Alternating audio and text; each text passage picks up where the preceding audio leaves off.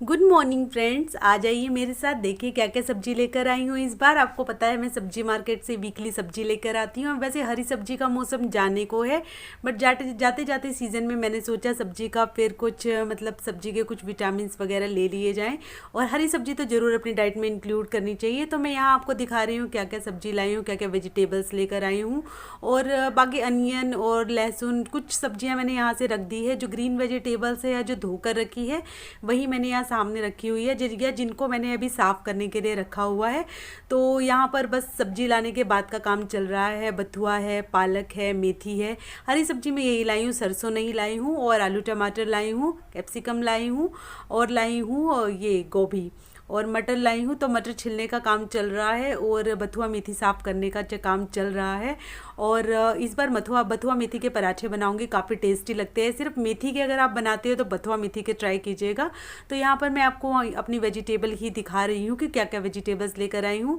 उसके बाद लग गए हैं वेजिटेबल की क्लीनिंग में। जैसा कि आपको पता ही है कि वेजिटेबल्स को क्लीन करने में काफ़ी ज़्यादा टाइम लगता है और काफ़ी ज़्यादा टाइम कंज्यूमिंग प्रोसेस है। और काम मेरा यही रहता है। सुबह सबसे बड़ी टेंशन यही हो जाती है इस दिन की। जो सब्जी लेकर आते हैं धो के सुखा कर रख देते हैं, उसके बाद नेक्स्ट सबसे बड़ा काम मेरे लिए यही रहता है कि इसको साफ़ करके रखना है सब्जी को, और इसके बाद रख दे, क्योंकि फिर ये जो सब्जी है फिर धीरे धीरे मुरझाने लगती है। और वैसे भी अब मौसम चेंज हो गया है तो अब ज़्यादा थोड़ा डर है। अब कुछ टाइम में तो वैसे हरी सब्जी बंद ही हो जाएगी, बट जब तक आ रही है तब तक बस मेरा यही काम रहता है इनको साफ़ करके फिर एयर टाइट कंटेनर में या किसी पॉली बैग में इसको पैक करके अच्छे से फिर रख दिया जाए फ्रिज में, ताकि ये वाली टेंशन ना रहे कि अब इसको जल्दी से जल्दी बनाना है।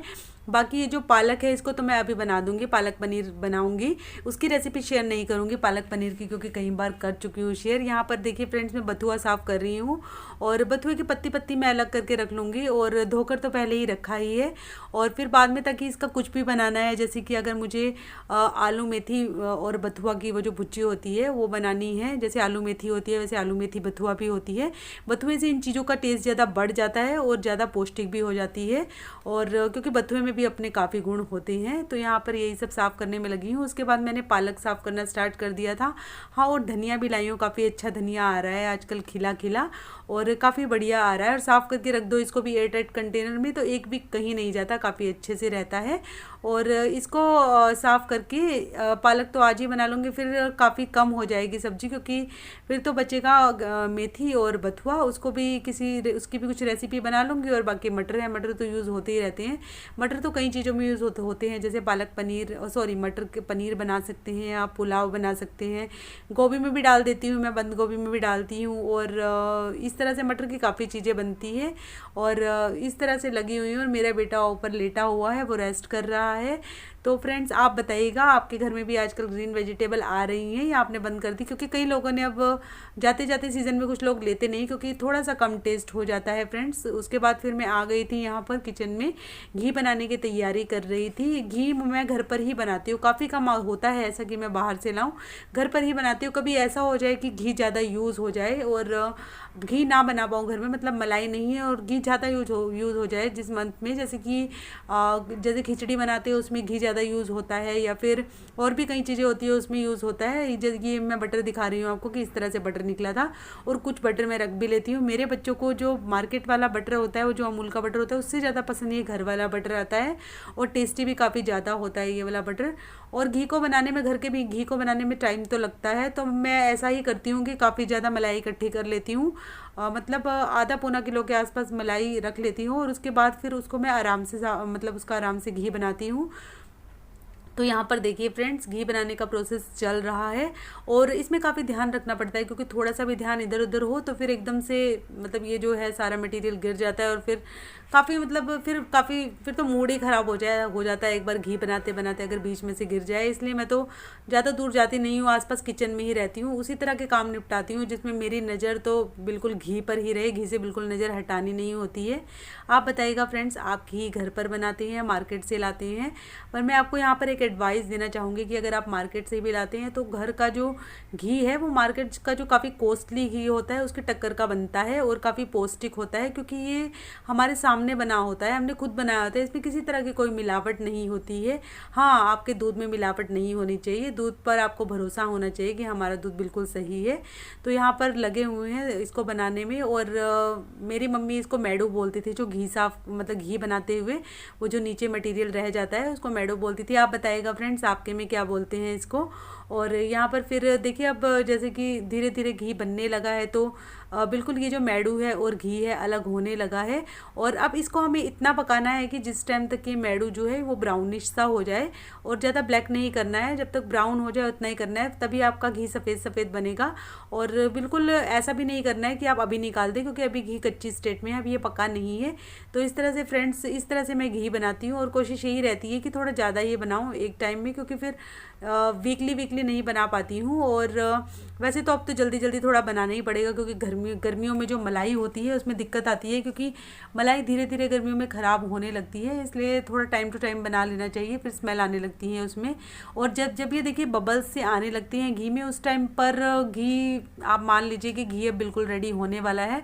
अब सिर्फ थोड़ा सा वेट है, थोड़ा सा और घी का पकने का, ताकि घी अच्छे से पक जाए और इसमें कच्चापन बिल्कुल भी ना रहे, और बिल्कुल जितना भी मैडू में से घी निकल सकता है वो निकल जाए।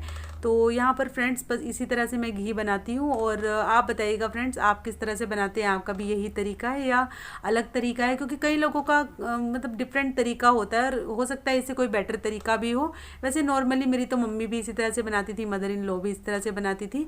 और उसके बाद घी जब बन गया था तो मैंने रख दिया था ठंडा होने के लिए, फिर मैं नहा कर आ गई थी, और उसके बाद फिर इसको छान रही थी। छान कर ये जो घी का डब्बा मैंने स्टील का ही रखा है, क्योंकि बिल्कुल गर्म नहीं डालती हूँ, जब थोड़ा ठंडा हो जाता है तब इसको डालती हूँ, बहुत ठंडा भी नहीं बट थोड़ा सा नॉर्मल हो जाता है, फिर इसको छानती हूँ और जो मैडू है वो अलग कर देती हूँ, और बाकी घी जो है उसको मैं कंटेनर में रख देती हूँ। कुछ लोग तो ये जो मैडू होता है, या आप बताइएगा इसमें आपको क्या कहते हैं, उसको फेंक देते हैं, बट मैं इसको फेंकती नहीं हूँ। पहले तो मैं खुद खा लेती थी, बट अब मेरे बच्चों को इतना पसंद आता है कि वो कहते हैं कि मम्मा जब घी बनाओगे तो घी में से वो जो निकलता है वो हमें भी देना। तो मैं इसमें थोड़ी सी चीनी मिक्स करके या फिर वो जो पाउडर्ड शुगर होता है मिक्स करके उनको दे देती हूँ।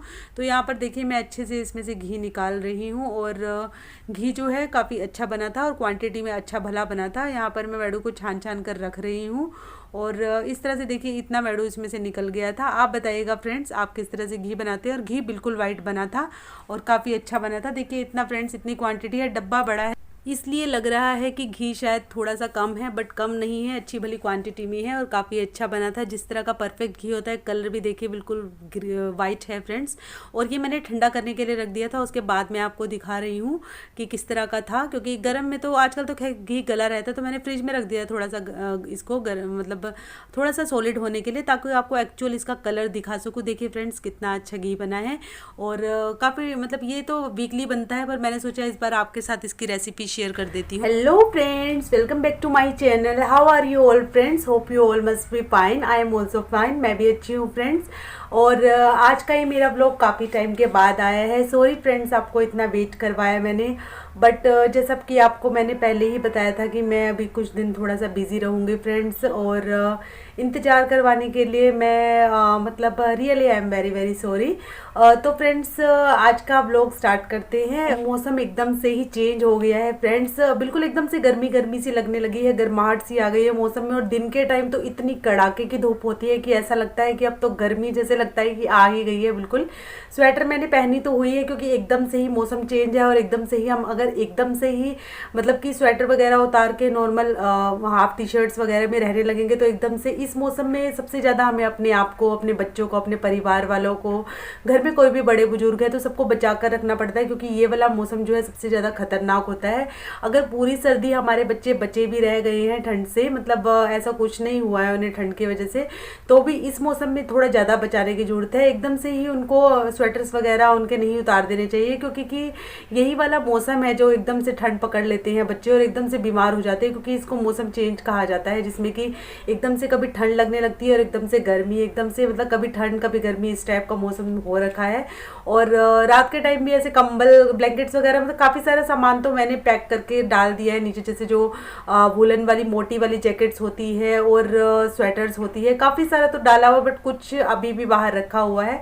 और बच्चों के भी काफ़ी सारे क्लोथ्स अंदर रख दिए हैं, और कंबल वगैरह कुछ मैंने कुछ ब्लैंकेट्स और रजाई भी अंदर रख दी, क्योंकि रजाई का तो अब कुछ काम है ही नहीं। ब्लैंकेट्स भी रखे हुए हैं बाहर, जो मोटे कंबल होते हैं, बट कुछ रखे हुए हैं, क्योंकि मतलब एकदम से अभी नहीं रखे हैं, कुछ टाइम में रख दूंगी उन सबको, क्योंकि मौसम को देखते हुए ऐसे लग रहा है कि एकदम से मौसम फ्रेंड सब चेंज हो गया है, और अब तो सब कुछ सारा सामान अंदर रखने की ज़रूरत है। तो बस अब धीरे धीरे यही काम चल रहा है। और जैसे जैसे कुछ मामलों में तो मुझे सर्दी अच्छी लगती है, कुछ मामलों में गर्मी अच्छी लगती है, और वैसे भी हमारा तो यही है, सर्दियों में ऐसे लगता है कि गर्मी अच्छी है, गर्मियों में ऐसा लगता है कि सर्दी अच्छी है। तो अब धीरे धीरे यही कर रहे हैं। अब गर्मी की मतलब गर्मी स्टार्ट हो ही गई है, वैसे भी फेब खत्म होने वाला है और मार्च स्टार्ट होने वाला है, तो अब धीरे धीरे कड़ाके की गर्मी पड़ने ही वाली है। दोनों ही मौसम की अपनी अलग वैल्यू है, सर्दी की अलग है, गर्मी की अलग है। कुछ चीज़ों में सर्दी अच्छी लगती है, कुछ चीज़ों में गर्मी अच्छी लगती है। ओवरऑल कहूँ तो मुझे बच्चों के हिसाब से भी, बड़ों के हिसाब से भी, अपने हिसाब से ही वैसे तो ज़्यादा मुझे गर्मी ही अच्छी लगती है, पर कुछ मामलों में सर्दी भी अच्छी है। तो इनका कंपैरिजन नहीं है, जो भी मौसम है सब अपने हिसाब से और परफेक्ट है। हर मौसम की ज़रूरत है, जिस मौसम में सर्दी होती है सब सर्दी की ज़रूरत है, जब गर्मी है तब गर्मी की ज़रूरत है। और फ्रेंड्स एक और बात मैं आपको बताना चाहती हूँ, थोड़ी सी मजाक वाली बात है, मतलब थोड़ा सा आपको भी हंसी आएगी, बट अभी तक मुझे शादी को जैसे कि 10 साल होने को आए हैं, वैसे तो अभी 8-9 ईयर्स हुए हैं, तो मतलब 10 साल होने को आए हैं, इसी तरह से बोलते हैं जब 10 के करीब हो। तो फिर पर अभी तक मेरी रोटी गोल नहीं बनानी है मुझे। शादी से पहले तो खैर हम 3 सिस्टर्स थी, तो पहले बड़ी ने काम किया और फिर छोटी ने काम किया, ऐसे ही होता है, पहले बड़ी काम कर लेते तब बीच वाली को नहीं करना पड़ता, फिर छोटी करने लगती है तब बीच वाली को नहीं करना पड़ता। तो बीच वाली हमारे घर में तो ऐसा हुआ कि बीच वाली सिस्टर कभी काम कर ही नहीं पाई, तो इस तरह से ज़्यादा कुछ मैंने काम नहीं किया। और वैसे भी मैं जॉब करती थी, तो वैसे भी इसलिए इतना कुछ काम नहीं किया, तो रोटी तो खैर कभी बनाने की नौबत नहीं आई। और कभी जैसे बड़ी सिस्टर की शादी हुई तब छोटी ने बनाना शुरू कर दिया, और कभी छोटी बिजी होती थी तो मम्मी बना लेती थी, तो इस तरह से मुझे कभी रोटी नहीं बनानी पड़ी। और अब मेरी रोटी की ये हालत है कि रोटी अब तो इतने टाइम से खैर शादी के बाद तो मैं ही बना रही हूँ, बट अभी तक वो गोलाई नहीं आई। कहते हैं ना एक चीज़, अगर बचपन में ये वो जो गीली मिट्टी होती है, उसी टाइम बचपन में क्या मतलब जब थोड़ा सा जब नया नया शौक होता है, जैसे कि जिस टाइम पे लड़की को सीखना चाहिए रोटी वगैरह बनाना, उस टाइम पे इतना बिजी होने के कारण और स्टडी वगैरह आजकल इतना लोड है, इस सब के कारण तो मैंने उस टाइम पे नहीं बनाई। और अब मेरी रोटी की ये हाल हो गई, कभी कभी तो बहुत गोल और बहुत अच्छी बन जाती है, बहुत काफ़ी परफेक्ट रोटी जिसे कहते हैं वैसे बन जाती है, पर कभी कभी भारत और पाकिस्तान और पता नहीं कहाँ कहाँ के नक्शे बन जाते हैं। और तो आप बताइएगा फ्रेंड्स, आपकी रोटी में कहाँ का नक्शा दिखाई देता है? इंडिया का ही मतलब इंडिया का ही दिखाई देता है, या फिर किसी और कंट्री का दिखाई देता है, या आपकी रोटी बिल्कुल सर्कल परफेक्ट बनती है? कुछ लोगों की रोटी तो बिल्कुल सर्कल परफेक्ट बनती है, और कभी कभी मेरी भी वैसे बन जाती है, पर कई बार ऐसा ही होता है कि नहीं भी बनती है। तो फ्रेंड्स आप भी आप भी मेरे साथ शेयर कीजिएगा कि आपकी किस तरह से बनती है। फ्रेंड्स आप रोटी बनाने में परफेक्ट है या नहीं है? ग्रीन सब्जी भी मैंने आपको दिखा दी और बटर भी मैंने आपको दिखा दिया, तो सोचा चलिए मैं आपको अपने भारत पाकिस्तान के नक्शे भी दिखा देती हूँ। और यहाँ पर मैं बना रही हूँ मेथी और बथुए के पराठे, और काफ़ी टेस्टी बनते हैं। मेथी के जो पराठे होते हैं उससे ज़्यादा टेस्टी बथुआ और मेथी के मिक्स करके पराठे बनते हैं। खैर इसको मैं आटे में ही गूँथ कर बनाती हूँ। इसको जब हम बनाते हैं मतलब आटे में गूँथते हैं, तो थोड़ा सा आटा जो है उसमें सॉफ्टनेस भी आ जाती है, चाहे आप जितना भी हार्ड बना लो थोड़ा सा सॉफ्ट हो जाता है, इसलिए भी थोड़े से इसमें थोड़े नक्शे टाइप बन जाते हैं, मतलब बिल्कुल गोल रोटी नहीं बनती है, क्योंकि थोड़ा सा ये आटा बिल्कुल हार्ड नहीं गूंथता है। आपने अगर बनाए होंगे, ट्राई किया होगा, तो आपको इस बारे में पता होगा। बताइएगा फ्रेंड्स, आप भी इस तरह के पराठे बनाते हैं और बनते हैं काफ़ी टेस्टी। मतलब जब ये वाला पराठा और इसके साथ आपको वो वाला जो घर का बना हुआ बटर है वो मिल जाए, फिर तो क्या कहने हैं। और देखिए फ्रेंड्स कितना सुंदर लग रहा है पराठा, और पौष्टिक भी होते हैं। अगर बच्चे हरी सब्जी खाने में नखरा करते हैं तो उनको इस तरह के पराठे बनाइए फ्रेंड्स, वो मज़े से खा लेंगे। तो यहाँ पर देखिए फ्रेंड्स पराठे रेडी है, और वही वाला बटर मैंने ऐड ऐड कर दिया है। साथ में लिया है थोड़ा सा पिकल, आपके साथ इसके साथ चटनी भी ले सकते हैं। और जब इसमें बटर गलने लगता है तो फ्रेंड्स काफ़ी टेस्टी, काफ़ी अच्छे लगते हैं फ्रेंड्स ये पराठे और इस बटर के साथ। उसके बाद फ्रेंड्स मैं आई थी यहाँ शारदा हॉस्पिटल में, और इसके बारे में मैं आपको नेक्स्ट व्लॉग में बताऊंगी कि मतलब क्यों मुझे अचानक से शारदा हॉस्पिटल में आना पड़ा। मतलब ऐसा हो सकता है कि नेक्स्ट व्लॉग में ना बताऊं, किसी और व्लॉग में बताऊं। व्यू देखिए काफ़ी अच्छा है, इसलिए मैंने थोड़ा सा शूट कर लिया, बट आपको बताऊंगी इस बारे में। कोई प्रॉब्लम है जब वो सोल्व हो जाएगी तभी मैं इसके बारे में बताऊंगी फ्रेंड्स कि मैं क्यों आई थी। चलिए फ्रेंड्स, बाय बाय कहने का टाइम आ गया है। इसी के साथ आज का व्लॉग खत्म करते हैं और फिर मिलेंगे नई व्लॉग के साथ फ्रेंड्स, और नई नई बातों के साथ। अभी ये तो नहीं कहती फ्रेंड्स कि कल आएगा मेरा व्लॉग, परसों आएगा या फिर कब आएगा, ऐसा कोई टाइम तो नहीं बता सकती, क्योंकि मैंने आपको ऑलरेडी बताया कि अभी थोड़ा बिजी हूँ। बट कोशिश करती रहूँगी जितनी जल्दी व्लॉग आ पाए उतनी जल्दी फ्रेंड्स मैं आपके साथ नया और इंटरेस्टिंग व्लॉग शेयर करूँगी। और फ्रेंड्स, आपको मेरा व्लॉग अच्छा लगा हो तो उसको लाइक कीजिएगा, शेयर कीजिएगा और सब्सक्राइब जरूर कीजिएगा फ्रेंड्स। इसी के साथ आज का व्लॉग फिनिश करते हैं और बाय बाय।